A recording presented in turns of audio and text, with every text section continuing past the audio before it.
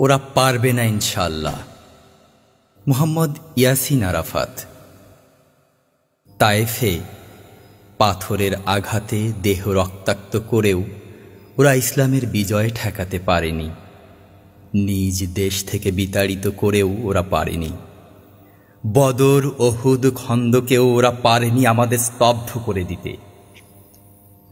রক্তচক্ষু হুমকি দিয়ে শিয়াবে আবি তালিবে বন্দি রেখেও ওরা আমাদের পিছু হটাতে পারেনি।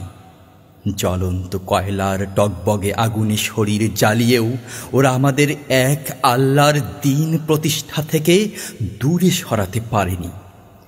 ওদের দারুণ নদওয়ার বৈঠক দারুণভাবে ব্যর্থ হয়েছে। বিপুল অস্ত্রে সুসজ্জিত যুদ্ধে ওদের তীরন্দাজ যোদ্ধারাও ব্যর্থ হয়েছে।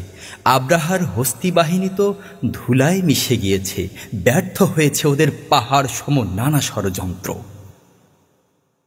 কুতুব, নুরসি, বান্না, মওদুদি, ওমর মুখতাররা কখনো মাথা নত করেনি। কখনো মাথা নত করেনি গোলাম আজম, আব্দুল কাদের মোল্লা, নিজামি, মুজাহিদ, মীর কাসেম, কামারুজ্জামানেরা। ফাঁসির মঞ্চকে ওরা পরোয়া করেনি। জেল, জুলুম, গুম, খুন, নির্যাতনকে আমরা পরোয়া করি কি করে? আঘাত করে ওরা পারেনি আমাদের পিছু হটাতে। ষড়যন্ত্র করে ওরা পারেনি।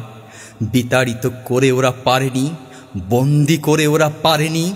জেল, জুলুম, নির্যাতন করে ওরা পারেনি। ফাঁসিতে ঝুলিয়ে ওরা পারেনি। ওরা পারবে না ইনশাআল্লাহ।